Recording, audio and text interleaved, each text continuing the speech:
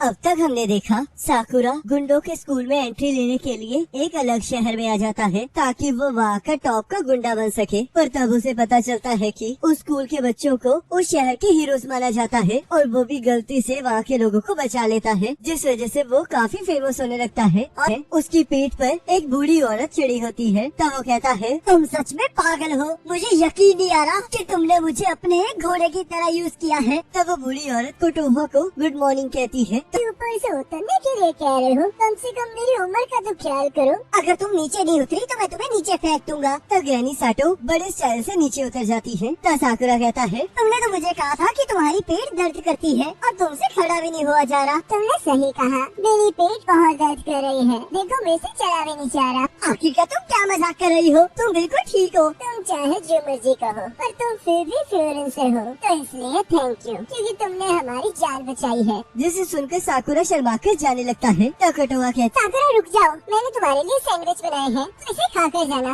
आज तुम्हारी entrance ceremony है ना, पर वो तो दोपहर को शुरू होनी है, पर अभी तो बस 10 ही बजे हैं। तो क्या इसका मतलब तुम स्कूल जाने के लिए बहुत ज्यादा एक्साइटेड हो? चुप रह जाओ, मैं बस बाहर घूमने के लिए निकला हूँ। तुम थोड़ी एक्साइटेड हो सकते हो, क्योंकि तुम्हें वहाँ पर बहुत सारे इंटरेस्टिंग पर्सन मिलेंगे। और तब हम देखते हैं वहाँ कोटोहा से मिलने एक लड़का आ जाता है और अंदर घुसते ही नीचे गिर जाता है। तो ग्रैनी साटो कहती है, तो ये तुम हो नीरी, तो बताओ कैसे हो तुम? तो नीरी कहता है, मैं बिल्कुल ठीक हूँ ग्रैनी साटो। और कोटोहा बताओ मैं कैसा लग रहा हूँ? ये फ्यूरिंग की यूनिफॉर्म मुझ पर जच रही है ना? तो साकुरा उसे अपने कपड़ों से टैग उतारने के लिए कहता है और तब हम देखते हैं वो बहुत मुश्किलों के बाद उन टैग्स को उतार लेता है। तो साकुरा कहता है, ये भी फ्यूरिंग में है। तो कोटोहा कहती है, तुमने सही कहा, और शायद तुम दोनों एक ही क्लास में होगे। तो नीरे कहता है, आखिर का तुम्हारा मतलब क्या है? मैंने तो इससे आज तक यहाँ पर देखा ही नहीं है। क्या ये शहर के बाहर से आया है? हाँ, मैं बाहर से आया हूँ। क्या तुम्हें कोई प्रॉब्लम है? अरे एक मिनट रुको, ये बाल और ये आँखें, क्या तुम्हें इससे कोई प्रॉब्लम है? लगता है तुम बहुत ज्यादा स्ट्रेस्ड हो।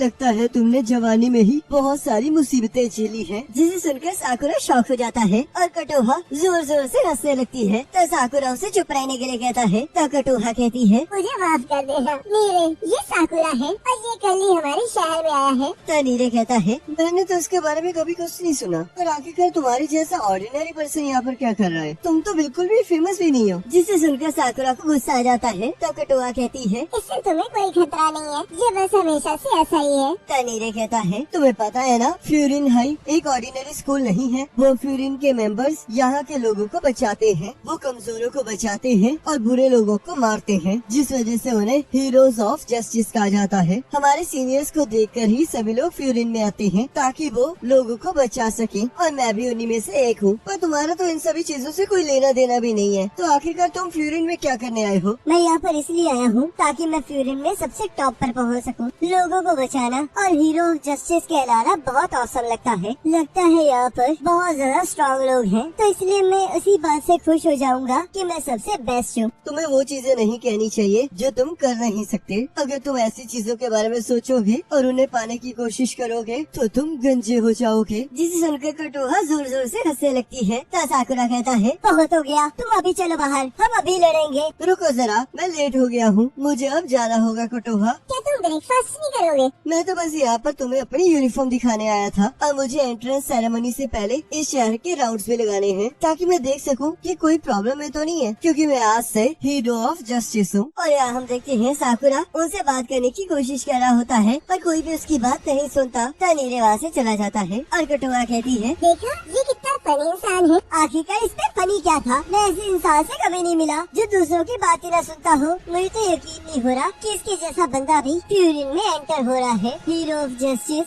इससे ज्यादा कूल दिखना चाहिए। मुझे कभी नहीं लगा था कि तुम लुक्स के बारे में भी बात करोगे। मैं लुक की बात नहीं कर रहा हूँ। उसके जैसे लोग जो हमेशा स्टाइल मारते रहते हैं वो हमेशा लड़ाई में जाकर डर जाते हैं, और यही बहुत बेकार बात है। तुम बहुत जल्दी राय बना लेते हो। ऐसी बात नहीं है, मैंने ऐसे होते हुए बहुत बार देखा है। तो ये बात है। तो साकुरा मुझे एक चीज बताओ, क्या तुम्हें पता है कि कॉफी के फ्रूट का कलर क्या होता है? मेरे हिसाब से ब्राउन ही होगा। उसका कलर रेड होता है, जैसे कि चेरी का होता है। पहले मुझे भी लगता था जैसी कॉफी हम जार में देख रहे हैं वैसे उसे काटा जाता होगा। मुझे नहीं पता था कि ये सिर्फ सीड्स है। अगर तुम किसी चीज को एक ही नजरिए से देखते हो तो तुम्हें उसकी असलियत समझ नहीं आती है। वैसे तो ये तुम्हारी मर्जी है कि तुम क्या सोच रहे हो, पर तुम्हें इतनी जल्दी राय नहीं बनानी चाहिए। पहले तुम्हें उसके बारे में बात करनी चाहिए और उसे ध्यान से ऑब्जर्व करके उसे समझने की कोशिश करनी चाहिए, और तभी तुम्हें पता चलेगा कि असलियत में कोई कैसा है। जैसे कि मैं तुम्हें समझने की कोशिश करती हूँ, वैसे ही तुम किसी और को समझने की कोशिश क्यों नहीं करते? क्या सच में वो पर्सन लड़ाई में अच्छा है? क्या यही चीज तुम्हारे लिए बेटर करती है? और तब साकुरा कटोहा की बातों को सोचता हुआ शहर में घूमने लगता है, जहाँ हम देखते हैं वहाँ के कुछ लोग साकुरा को उन्हें बचाने के लिए थैंक यू कहने लगते हैं, जिस वजह से साकुरा शर्माने लगता है और वो